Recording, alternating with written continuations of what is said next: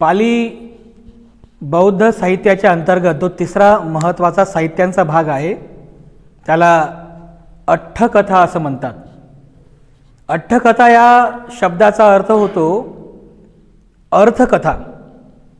एखाद्या शब्दाचा, एखाद्या सुविचाराचा, एखाद्या धम्मपदाचा अर्थ अधिकाधिक सखोल स्पष्ट करणारे जेवढेही ग्रंथ निर्माण झाले त्या सर्व ग्रंथांचा, त्या सर्व अर्थकथांचा अर्थात त्या सर्व अठ्ठकथांचा समावेश अठ्ठकथा साहित्याच्या अंतर्गत केला जातो।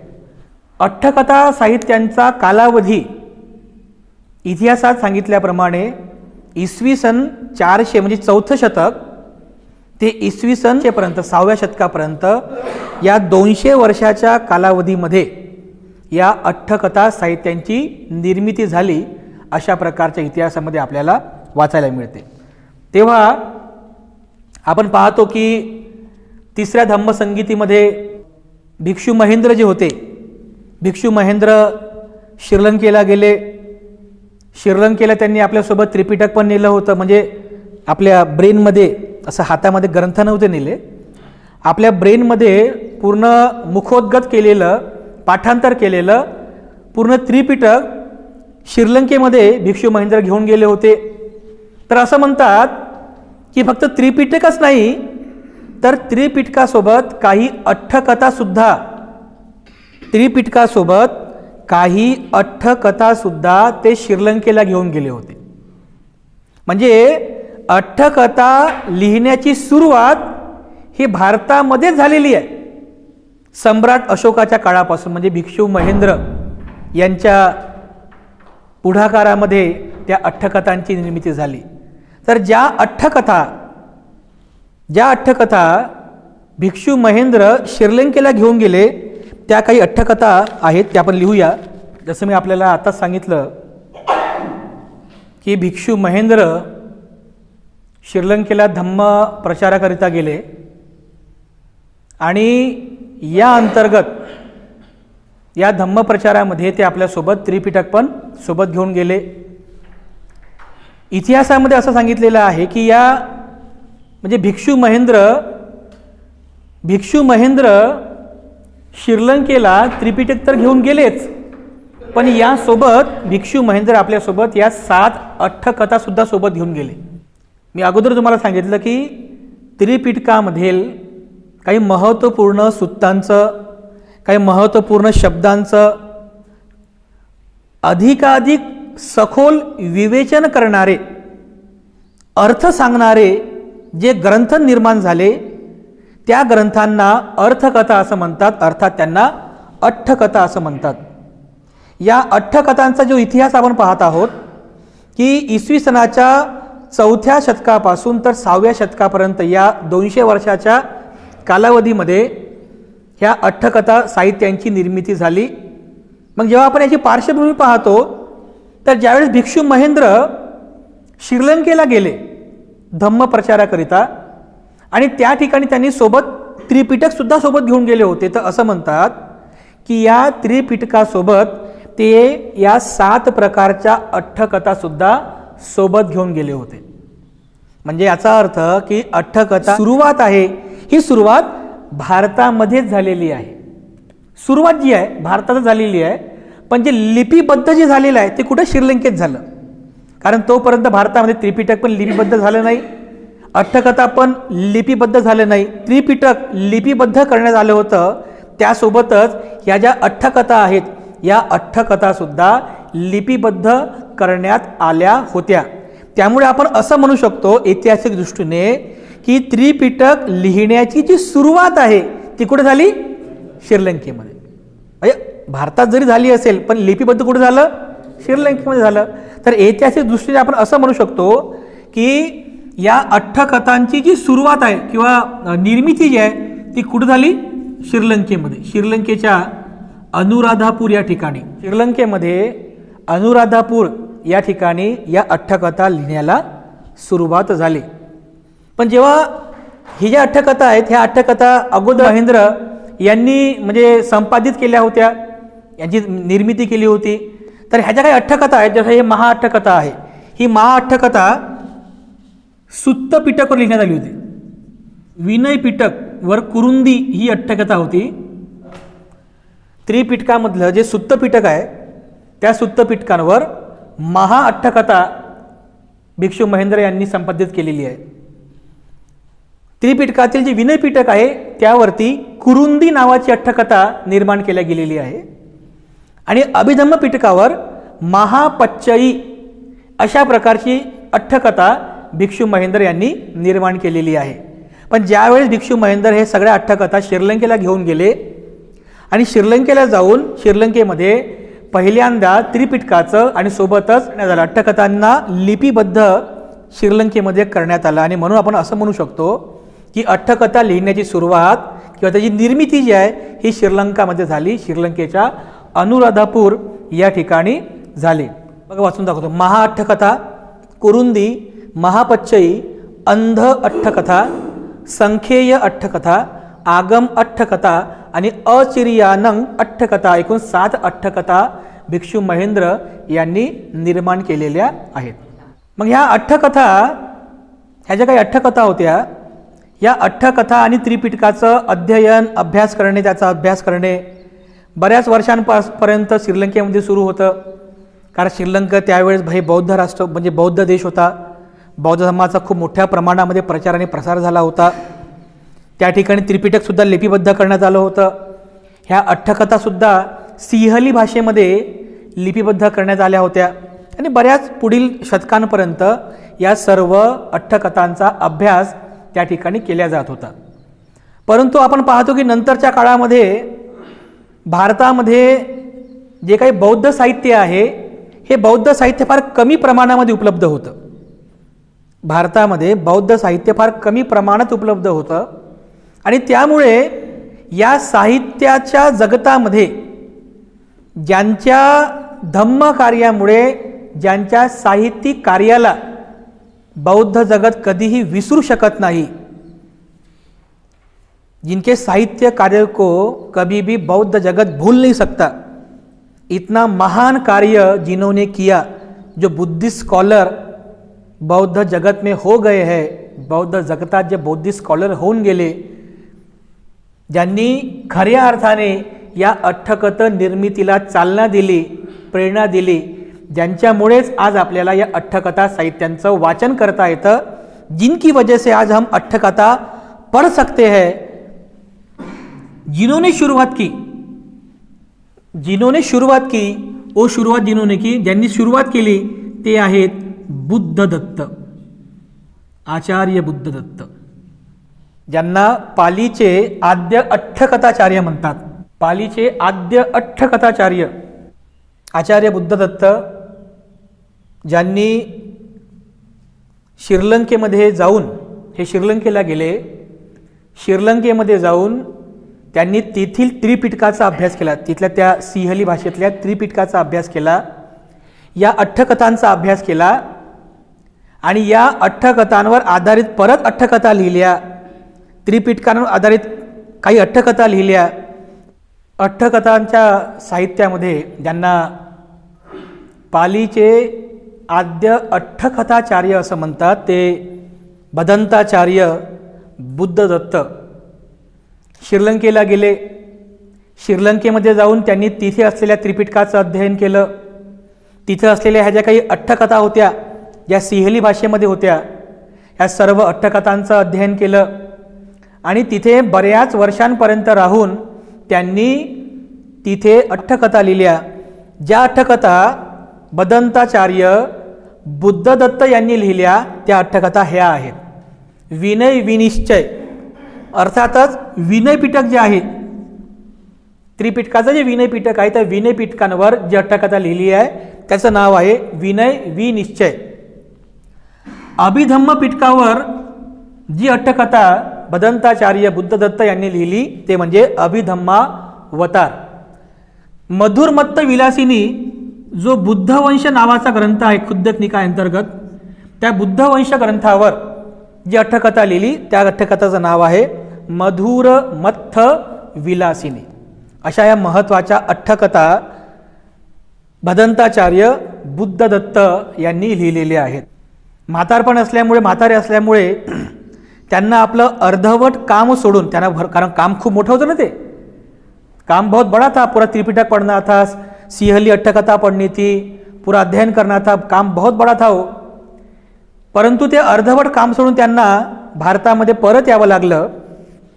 जेव्हा भदंताचार्य बुद्धदत्त भारतामध्ये परत येत होते, ज्या नावेने ते भारतात परत येत होते, जिस नाव में वो बैठे थे, ज्या नावेने ते परत आले, त्याच नावेमध्ये आणखीन एक बुद्धिस्ट स्कॉलर श्रीलंकेला जात होते, ज्यांचं नाव आहे आचार्य बुद्धघोष. व्हेरी व्हेरी IMP आचार्य बुद्धघोष, ज्यांनी पाली अठ्ठकथांच्या किंवा बौद्ध अठ्ठकथांमध्ये ज्यांचा सिंहाचा वाटा आहे, भदंत आचार्य बुद्धघोष होते.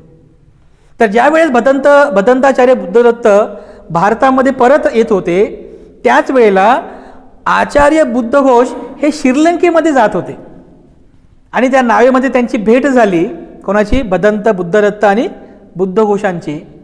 एकमेकांना अभिवादन वगैरे कुशलक्षेम विचारल्यानंतर त्यांनी विचारलं, बुद्धदत्त विचारतात की तुम्ही श्रीलंकेला कुठे जात आहात? मग त्यांनी सांगितलं. तर बुद्धघोषांचा एक पार्श्वभूमी आहे, बुद्धघोषांची पार्श्वभूमी, ते इतिहासामध्ये सांगितलं जातं की बुद्धघोष जे होते, बुद्धघोषांचा जन्म, आजचं जे बुद्धगया आहे, बुद्धगयाच्या काही जवळपास एखाद्या गावात त्यांचा जन्म झाला. आणि त्यानंतर रेवत महास्थविरांकडून त्यांनी प्रवज्जा ग्रहण केली.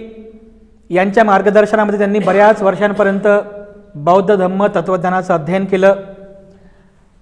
आपल्या गुरूंचा आदेश घेऊन, म्हणजे रेवत महास्थवीर यांनी आदेश दिला होता की श्रीलंकेमध्ये बौद्ध धम्माचं मूळ त्रिपिटक आहे. श्रीलंकेमध्ये बुद्ध धम्माच्या अठ्ठकथा श्रीलंकेमध्ये आहेत. गुरु आपल्या शिष्याला म्हणजे बुद्धघोषांना आदेश देतात की तुम्ही श्रीलंकेला जा आणि श्रीलंकेमध्ये जाऊन तिथं असलेल्या त्रिपिटकाचं अध्ययन करा आणि तिथे असलेल्या अठ्ठकथांचं अध्ययन करून तुम्ही त्याचं परत मागधीमध्ये भाषांतर करा. म्हणजे गुरूंचा असा आदेश होता. गुरूंनी यांना आदेश दिला. भदंत रेवत महास्थवीर यांनी आदेश दिला बुद्धघोषांना की तुम्ही श्रीलंकेला जा आणि तिथे जाऊन त्रिपिटक, म्हणजे तिथे जे त्रिपिटक होतं, कोणतं? जे इसवी सन 26 मध्ये जे त्रिपिटक लिपिबद्ध केलं होतं ना, त्या त्रिपिटकाचं तिथे जाऊन अध्ययन करा, तिथल्या अठ्ठकथांचं अध्ययन करा आणि परत त्या सर्वांचं मागधीमध्ये भाषांतर करा. भदंत बुद्धघोष हे श्रीलंकेला निघाले आणि त्याच वेळेला बुद्धदत्त श्रीलंकेहून परत येत होते. म्हणजे ये भारत में वापिस आ रहे थे और बुद्धघोष श्रीलंका में जा रहे थे. तेव्हा त्यांची तिथे भेट झाली आणि तिथे मग भेट झाल्यानंतर अभिवादन कुशलक्षेम विचारल्यानंतर बुद्धदत्त बुद्धघोषांना विचारतात की तुम्ही श्रीलंकेमध्ये कुठे जात आहात, काय कामानिमित्त जात आहात? त्या बुद्धघोष म्हणतात की माझ्या गुरूंचा आदेश आहे की श्रीलंकेमध्ये जाऊन तिथल्या त्रिपिटकाचं अध्ययन करावं, अठ्ठकथांचं अध्ययन करावं आणि परत त्या सर्वांचं मागधीमध्ये भाषांतर करावं. तर हे प्रसन्न झाले, आनंदी झाले, कारण त्यांचं ते काम अर्धवट काम होतं ना, अर्धवट काम राहिलं होतं. तर असं म्हणतात की बुद्धदत्तांनी त्यांच्याजवळ असलेली जी काही कलम होती, लेखनी, ती कलम बुद्धघोषांना दिली, एक भेट म्हणून बुद्धघोषांना दिली. का आता मी तर म्हातारा झालेलो आहे, अर्धवट काम सोडून मी परत आलेलो आहे, पण ते काम तू पूर्ण कर, याकरिता बुद्धदत्तांनी बुद्धघोषांना यांच्याजवळ असलेली लेखनी कलम बुद्धघोषांना भेट दिली आणि त्यांना सांगितलं की तुम्ही श्रीलंकेला जात आहात तर तेथील माझं अर्धवट राहिलेलं काम तुम्ही पूर्ण करा. आणि अशा प्रकारे मग भदंत बुद्धघोष श्रीलंकेला जातात आणि श्रीलंकेला गेल्यानंतर अनुराधापूर येथील त्या ज्या विहारामध्ये त्रिपिटक आणि अठ्ठकथा होत्या त्या तिथे गेले. तिथे गेल्यानंतर आता तिथे जो भिक्खू संघ होता, श्रीलंका में जो भिक्खू संघ था, आता सहज कोणी तर परमिशन देणार नाही, आहे की नाही. आता इथून इथे जर कोणी भिक्षू आले बाहेरून, कोणी उपासक आले तर मोठे बनतेची डायरेक्ट परमिशन देणार नहीं कि जा आप लाइब्रेरी में बसा, पर पूछना पड़ेगा ना कि मैं यहाँ पे आया हूँ, भारत से मैं यहाँ पर आया हूँ, यहाँ पे त्रिपिटक अट्ठकथाओं का मैं अध्ययन करना चाहता हूँ, परवानगी लागेल ना परवानगी। तर अशा प्रकारे तिथे जो भिक्षू संघ होता विहारामध्ये, भिक्षू संघाला त्यांनी विनंती केली की इथे राहून मला त्रिपिटकाचा आणि अट्ठकथांचं अध्ययन करण्याची मला परवानगी द्यावी। तर भिक्षू संघाला असं वाटलं की हे भारतामधून आलेले हे बुद्धघोष आहेत, हे खरंच त्रिपिटकाचं अध्ययन करू शकतील का, अट्ठकथांचं अध्ययन करू शकतील का, तर यांची तेवढी बुद्धिमत्ता आहे का, यांची तेवढी बुद्धिमत्ता आहे का हे चेक करण्यासाठी, तपासण्यासाठी जे भिक्षू संघामध्ये जे ज्येष्ठ भिक्षू होते त्यांचं नाव होतं संघपाल महास्तवीर। तर त्यावेळेस त्या भिक्षू संघामधील श्रीलंकेमध्ये भिक्षू संघातील जे ज्येष्ठ होते संघपाल महास्तवीर यांनी बुद्धघोषांची बुद्धिमत्ता तपासण्यासाठी, यांची पात्रता तपासण्यासाठी त्यांना काही गाथा दिल्या, भगवान बुद्धांनी सांगितलेल्या गाथा दिल्या आणि त्यांना सांगितलं गाथांचं तुम्ही स्पष्टीकरण करा। यांनी जी गाथा दिली होती, भिक्षू संघातील ज्येष्ठ भिक्षू संघपाल महास्तवीर यांनी आचार्य बुद्धघोषांची बुद्धिमत्ता तपासण्यासाठी बुद्धघोषांना ही गाथा दिली, भगवान बुद्धांच्या उपदेशातील एक गाथा दिली आणि त्यांना सांगितलं की या गाथांचं तुम्ही अध्ययन करा, अध्ययन करून यावर तुम्ही तुमचं विवेचन स्पष्ट करा, त्यानंतरच तुम्हाला येथील त्रिपिटकाचं आणि अट्ठकथांचं अध्ययन करण्याची परवानगी देण्यात येईल। जी गाथा भदंत बुद्धघोषांना देण्यात आली होती ती गाथा ही आहे, अंतो जटा बही जटा जटाए जटिता पज्जा तंग तंग गौतम पुच्छामी को इमंग विजटये जटा। एक जटाई सुत्त म्हणून आहे पाली त्रिपिटकामध्ये। एक भारद्वाज नावाचा ब्राह्मण, जटाधारी ब्राह्मण, तो ब्राह्मण भगवान बुद्धांना प्रश्न विचारतो। भारद्वाज नावाचा जटाधारी ब्राह्मण भगवान बुद्धांना हा प्रश्न विचारलेला आहे, अंतो जटा बही जटा जटाए जटिता पज्जा तंग तंग गौतम पुच्छामी को इमंग विजटये जटा। म्हणजे अंतो जटा आतमध्ये पण जटा आहेत, बही जटा बाहेर पण जटा आहेत, जटाए जटिता पज्जा ह्या जटामध्ये ह्या जटा एकमेकांमध्ये गुंतलेल्या आहेत। तंग तंग गौतम पुच्छामी, हे गौतम मी तुला विचारतो, को इमंग विजटये जटा, ह्या जटांना कोण तोडू शकतो? त्या ज्या जटा, ह्या जटा म्हणजे काय? दुःख। ह्या जटा म्हणजे काय? दुःख। आतमध्ये पण दुःख आहे, बाहेरही दुःख आहे, या दुःखामध्ये ही प्रजा, ही जनता गुंतून गेलेली आहे। तर हे गौतम मी तुला विचारतो की ह्या दुःखांच्या जटांना कोण तोडू शकतो? इस दुःख की जटाओं को कौन तोड़ सकता है? त्यावेळेस भगवान बुद्ध त्या भारद्वाज ब्राह्मणाला त्या प्रश्नाचं उत्तर देतात, सीले पतिष्ठाय नरो सपय्यो चित्तं पय्यंच भावये अतापि निपको भिक्खु सो इमंग विजटये जटंती। भगवान बुद्ध उत्तर देतात, सीले पतिष्ठाय नरो सपय्यो, जो व्यक्ती शिलावर प्रतिष्ठित आहे, सीले पतिष्ठाय नरो सपय्यो, जो शिलावर प्रतिष्ठित आहे, चित्तं पय्यंच भावये, आणि जो चित्तामध्ये प्रज्ञेची भावना करतो असा नर, अतापि निपको भिक्खू, असा परिपूर्ण असलेला एक भिक्खू, श्रमण, बुद्धांचा भिक्खू, सो इमंग विजटये जटंती, असाच भिक्खू या सर्व प्रकारच्या दुःखांच्या जटांना तोडू शकतो। कोण? हा सीले पतिष्ठा, शिलावर प्रतिष्ठित असलेला आणि चित्तामध्ये प्रज्ञेची भावना करणाराच भिक्खू या सर्व प्रकारच्या जटांना तोडू शकतो। हे पाली त्रिपिटक साहित्यामध्ये हा एक प्रसंग, एक गाथा आलेली आहे। जटाधारी ब्राह्मण भारद्वाज आणि भगवान बुद्ध यांच्यातील हा संवाद आहे. तर ही गाथा भिक्षू संघाने आचार्य बुद्धघोषांना दिली की ह्या गाथेचं अध्ययन करा आणि अध्ययन करून तुमचं सर्व विवेचन स्पष्ट करा, त्यानंतरच आम्ही तुम्हाला या अठ्ठकथांचं आणि त्रिपिटकाचं अध्ययन करण्याची आम्ही परवानगी देऊ. तेव्हा आचार्य बुद्धघोष यांनी पुढील अनेक महिन्यांपर्यंत केवळ याच गाथा, याच्या पलीकडे नाही, फक्त या 2 गाथांचं एवढं बारकाईने अध्ययन केलं, अभ्यास केला, त्याचं स्पष्टीकरण केलं. खूप म्हणजे असं म्हणतात की एवढं सटीक स्पष्टीकरण कोणीच करू शकत नाही. एवढं सुस्पष्टपणे या दोन्ही गाथांचं स्पष्टीकरण आचार्य बुद्धघोषांनी केलं आणि एक महान ग्रंथ निर्माण केला. त्या ग्रंथाचं नाव आहे विशुद्धिमग्ग.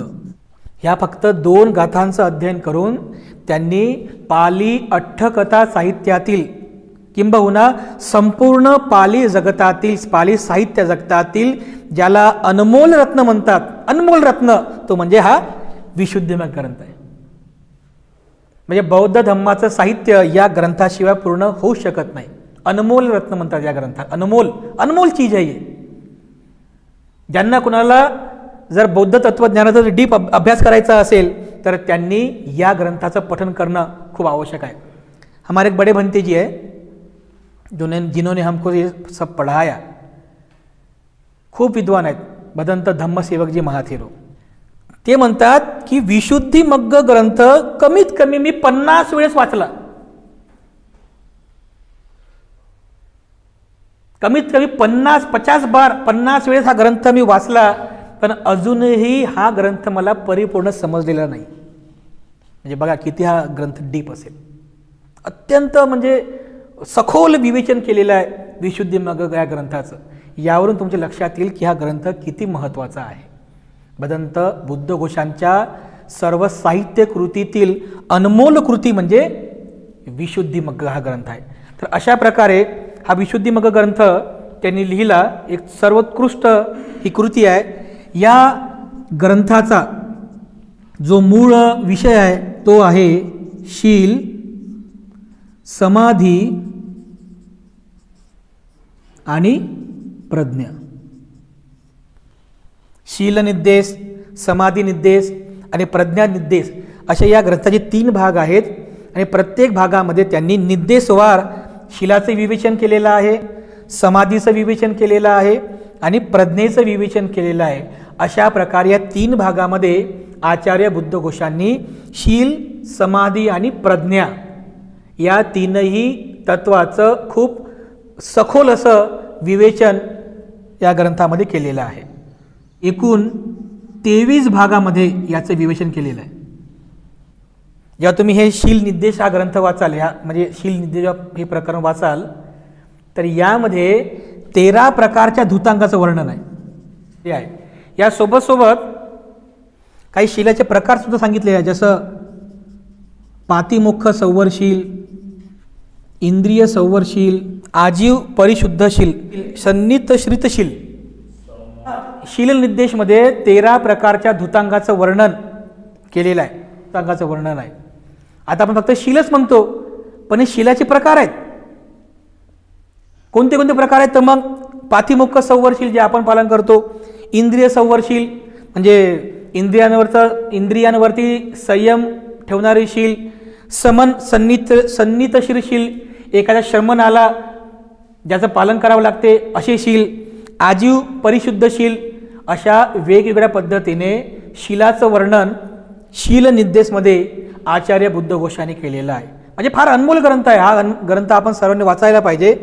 तर ज्यावेळेस विशुद्धिमग्ग हा ग्रंथ निर्माण केला आणि त्यानंतर त्यांनी तो ग्रंथ भिक्षू संघासमोर प्रेझेंट केला, त्यावेळेस भिक्षू संघाने आचार्य बुद्धघोषांना तेथे अध्ययन करण्याची परवानगी दिली.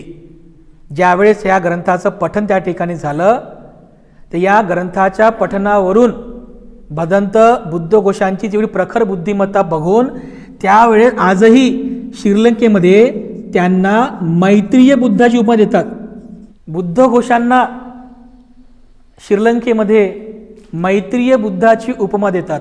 मैत्रीय बुद्ध म्हणजे यावरून पण तुमच्या लक्षात येईल की भदंत बुद्धघोष यांचं किती महत्त्वाचं स्थान आहे. त्यांना मैत्रीय बुद्धाची उपमा दिली जाते. आणि अशा प्रकारे मग भदंत बुद्धघोष यांनी पुढील अनेक वर्षांपर्यंत श्रीलंकेच्या त्या विहारामध्ये निवास करून तेथे असलेल्या त्रिपिटकाचं अध्ययन केलं, तिथे असलेल्या अठ्ठकथांचं अध्ययन केलं आणि त्यानंतर त्यांनी तेथील त्रिपिटकांवर आणि अठ्ठकथांवर परत अठ्ठकथा लिहायला सुरुवात केली. तर भदंत बुद्धघोषांनी ज्या काही अठ्ठकथा लिहिलेल्या आहेत, जवळपास 12-13 अठ्ठकथा आचार्य बुद्धघोषांनी लिहिल्या. मी समंत पासादिका विनयपिटकांवर लिहिलेली अठ्ठकथा आहे. कंखा वितरणी पातिमोक्षावर लिहिलेली अठ्ठकथा आहे. सुमंगल विलासिनी दीघनिका या ग्रंथावर ती अठ्ठकथा आहे. अठ्ठसालिनी धम्मसंगीनी यावर लिहिलेली अठ्ठकथा आहे. मनोरथपूर्णी अंगुत्तर निकायावर लिहिलेली अठ्ठकथा आहे. धम्मपद अठ्ठकथा ही धम्मपदावर लिहिलेली अठ्ठकथा आहे. पपच्च सुदिनी मध्यम निकायावर लिहिलेली अठ्ठकथा आहे. सारथ पकासिनी संयुक्त निकायावर लिहिलेली अठ्ठकथा आहे. समोह विनोदिनी विभंग या ग्रंथावर लिहिलेली अठ्ठकथा आहे. परमत्थ ज्योतिका सुत्तनिपात या ग्रंथावरची अठ्ठकथा आहे. जातक अठ्ठकथा जातकवर लिहिलेली अठ्ठकथा आहे. आणि पच्च प्रकरण अठ्ठकथा पच्च म्हणजे 5 या 5 ग्रंथावर लिहिलेली अठ्ठकथा आहे. धातुकथा, कथावत्थू, पुगलपय्याती, यमक आणि पठ्ठाण या 5 पुस्तकांवर ग्रंथांवर लिहिलेली ही अठ्ठकथा आहे. पच्च प्रकरण कथा आचार्य बुद्धघोषांनी लिहिलेल्या या सर्व अठ्ठकथा आहेत. अठ्ठकथा साहित्यातील ह्या सर्व अठ्ठकथा साहित्य अतिशय महत्त्वाचं आहे. त्यामुळे आपण सर्वांनी या अठ्ठकथांचं अध्ययन करायला पाहिजे. सोबतच हा जो ग्रंथ आपण या ठिकाणी बघितला विशुद्धिमग्ग, हा ग्रंथ तर आपण एकदा तरी वाचायलाच पाहिजे.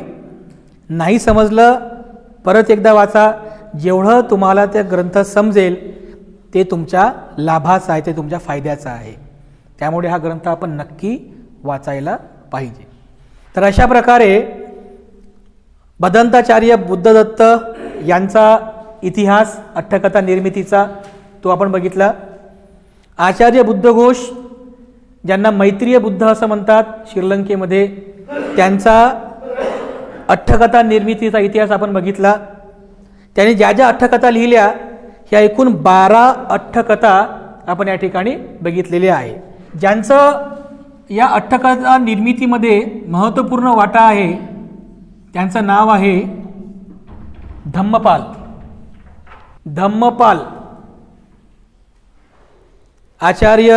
भदंताचार्य बुद्धदत्त, आचार्य बुद्धघोष याच्या नंतर अठ्ठकथा निर्मितीमध्ये ज्यांचा महत्त्वपूर्ण वाटा आहे ते आहेत भिक्षू धम्मपाल. असं म्हणतात की तामिळनाडूमध्ये यांचा जन्म झाला होता आणि ज्या ग्रंथांवर बुद्धघोषांनी अठ्ठकथा लिहिली नाही, ज्या ग्रंथांवर बुद्धघोषांनी अठ्ठकथा लिहिली नाही अशा ग्रंथांवर धम्मपालांनी अठ्ठकथा लिहिल्या. त्या कोणत्या कोणत्या अठ्ठकथा आहेत? ज्या ग्रंथांवर आचार्य बुद्धघोषांनी अठ्ठकथा लिहिल्या नाहीत अशा सर्व अठ्ठकथांवर आचार्य भिक्षू धम्मपाल यांनी अठ्ठकथा लिहिलेल्या आहेत. कोणत्या कोणत्या अठ्ठकथा आहेत म्हणजे कोणते ग्रंथ आहेत की ज्या ग्रंथांवर यांनी अठ्ठकथा लिहिली? उदान, इतिउत्तक, विमानवत्थू, पेतवत्थू, थेरगाथा, थेरीगाथा आणि चर्यापिटक हे सर्व खुद्दक निकायाचे भाग आहेत. बघितलं ना आपण? हे सर्व खुद्दक निकायाचे भाग आहेत. अशा एकूण 7 ग्रंथांवर धम्मपालांनी अठ्ठकथा लिहिलेली आहे. त्यांनी लिहिलेल्या अठ्ठकथांपैकी जी अट्टकथा प्रमुख आहे, महत्त्वाची आहे, ते म्हणजे परमत्थ दीपनी. ओके. तर अशा प्रकारचा धम्मपाल भिक्षू आचार्य धम्मपाल यांचा अट्टकथा निर्मितीचा हा एक शॉर्ट इतिहास आपण या ठिकाणी बघितला. अशा प्रकारे अट्टकथा निर्मितीच्या इतिहासामधला सर्वात महत्त्वपूर्ण भाग आपण या ठिकाणी बघितलेला आहे. म्हणजे अट्टकथा लिहिण्याची सुरुवात कशी झाली, त्यानंतर भिक्षू महेंद्र श्रीलंकेला अट्टकथा सोबत घेऊन गेले, त्याचं सिहलीमध्ये भाषांतर झालं. परत बुद्धदत्तांनी अट्टकथा निर्मितीच्या कार्याला प्रारंभ केला म्हणून त्यांना आद्य अट्टकथाचार्य म्हणतात. त्यानंतर आचार्य बुद्धघोष यांनी अत्यंत महत्त्वपूर्ण काम केलं. म्हणजे अट्टकथा निर्मितीच्या इतिहासामध्ये ज्यांचा सिंहाचा वाटा आहे असे आचार्य बुद्धघोष यांनी सुद्धा ह्या अट्टकथा निर्माण केलेल्या आहेत. सोबतच ज्या अट्टकथांची निर्मिती म्हणजे ज्या ग्रंथांवर अट्टकथा लिहिल्या नाहीत आचार्य बुद्धघोषांनी, अशा या 7 ग्रंथांवर धम्मपालांनी अट्टकथा लिहिली. आणि त्यांनी लिहिलेल्या संपूर्ण अट्टकथांपैकी जे प्रमुख अट्टकथा आहे ती म्हणजे परमत्थ दीपनी. अशा प्रकारे अट्टकथा निर्मितीचा जो इतिहास आहे इसवी सन 404 शतकापासून तर 6व्या शतकापर्यंत या 200 वर्षांचा अट्टकथेचा इतिहास, हा संपूर्ण इतिहास आपण या ठिकाणी बघितलेला आहे. आपण सर्वांनी या सर्व अट्टकथांचा इथे हा जो सांगितले हा सर्व आपण अभ्यास करावा.